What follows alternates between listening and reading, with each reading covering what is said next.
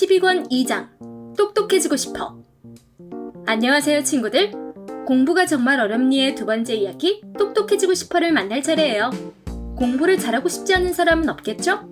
우리 신체 중에서 공부에 가장 큰 영향을 주는 부위는 어디일까요? 공부를 잘하고 싶다면 그 부위에 대해 잘 알아야겠죠? 먼저 교과과정과 어떻게 연계되는지 살펴볼게요. 학습과 연계된 신체 부위에 대한 내용은 초등 6학년 국어의 내용을 추론해요. 초등 6학년 과학의 우리 몸의 구조와 기능, 중등 3학년 과학의 자극과 반응 단원과 연계되어 있어요. 여러분, 문제 하나 낼 테니까 맞춰보세요. 무게는 체중의 2%에 불과하지만 피의 15%를 소비하며 호흡하는 산소의 20에서 25%를 사용하는 인체 부위는 어디일까요? 에너지를 많이 쓰지만 그 부분이 움직이지는 않아요. 이쯤 되면 이 부위가 어디인지 대충 짐작이 되죠? 바로 뇌예요. 뇌는 간지러움이나 아픔 같은 자극이 전달되고 이를 판단하여 적당한 행동을 하도록 명령을 내리는 우리 몸의 사령부 같은 곳이죠. 그리고 기억을 저장하는 곳이기도 해서 똑똑하다는 표현을 할 때 머리가 좋다고도 하죠. 그럼 뇌의 어떤 특징이 사람을 똑똑하게 만드는 걸까요? 그걸 알기 위해서는 공부 방법보다 자전거 타기를 먼저 알아봐야 돼요. 여러분 중에는 이미 자전거 타기를 익힌 사람도 있고 아직 배우는 중인 사람도 있을 거예요. 분명한 사실은 자꾸 연습할수록 점점 잘 타게 된다는 거죠. 그럼 자전거 타기와 뇌는 어떤 관계가 있을까요? 자전거 타기는 신체가 여러 가지 복잡한 일을 동시에 수행해야 해요. 눈으로 앞을 보고 손으로 핸들을 잡고 방향을 돌리고 발로 페달을 밟아야 하죠. 게다가 이 모든 일을 하면서 균형도 유지해야 해요. 대박! 이 모든 신체 운동을 조절하는 일은 뇌가 하죠. 눈으로 본 장면을 뇌에 전달하고 그에 따라 뇌가 손에 명령을 내려서 핸들을 돌리게 하는 거죠. 이 과정에서 신호를 전달하는 일을 하는 세포가 뉴런이에요. 뉴런은 신경세포라고도 불려요. 뉴런은 세 가지로 나눌 수 있어요. 첫 번째는 자극을 느끼고 뇌로 전달하는 감각 뉴런이에요. 두 번째는 뇌가 몸에게 어떤 반응을 하라고 내리는 명령을 전달하는 운동 뉴런이죠. 세 번째는 두 뉴런을 연결하고 조정하는 일을 하는 연합 뉴런이에요. 감각 뉴런과 운동 뉴런은 신체 각 부분에 퍼져 있고 연합 뉴런은 신호가 모이는 뇌와 척수에 있어요. 이처럼 우리 몸의 각 부분으로 뻗어 있는 뉴런은 각자 맡은 부분과 기능이 정해져 있어요. 그런데 뉴런들은 연결되지 않고 떨어져 있죠.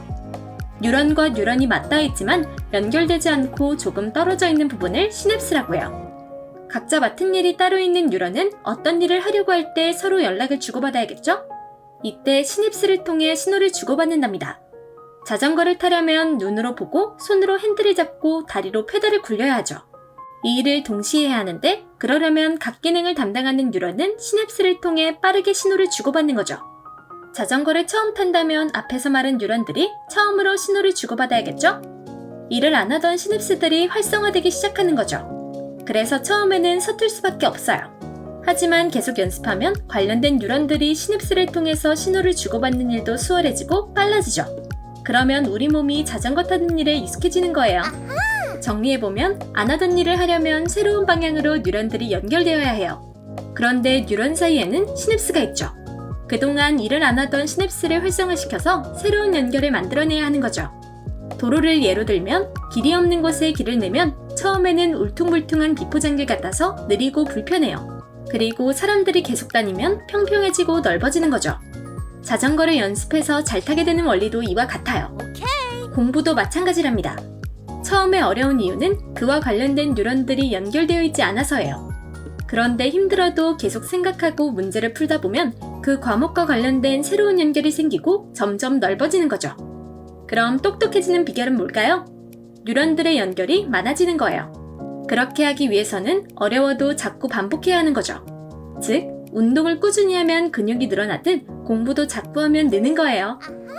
천재는 99%의 노력과 1%의 영감으로 이루어진다는 명언이 있어요.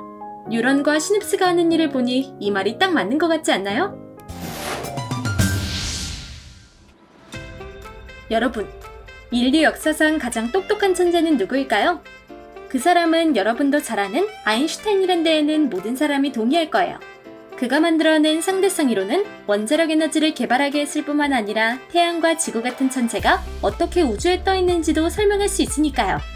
아인슈타인이 천재라고 할 수 있는 이유는 이처럼 대단한 이론을 실험을 통해서가 아니라 오로지 머릿속으로 생각하고 계산하면서 만들어냈다는 점이에요. 이런 천재의 뇌가 어떻게 생겼는지 궁금하지 않나요? 여러분도 궁금하듯이 당시의 사람들도 궁금했겠죠? 이런 궁금증 때문에 토마스 합이라는 의사는 1955년에 아인슈타인이 죽자 그의 뇌를 훔쳤어요. 가족들도 모르게 몰래 훔친 거죠. 레알? 나중에 이 일을 알게 된 아인슈타인의 가족은 크게 분노했죠. 하지만 토마스 하비가 과학적 목적으로 연구하는 데만 쓰겠다며 간곡히 부탁하자 가족들도 허락했다고 해요. 그런데 하비는 아인슈타인의 뇌가 조금 가볍다는 것 외에는 별다른 점을 찾지 못했어요.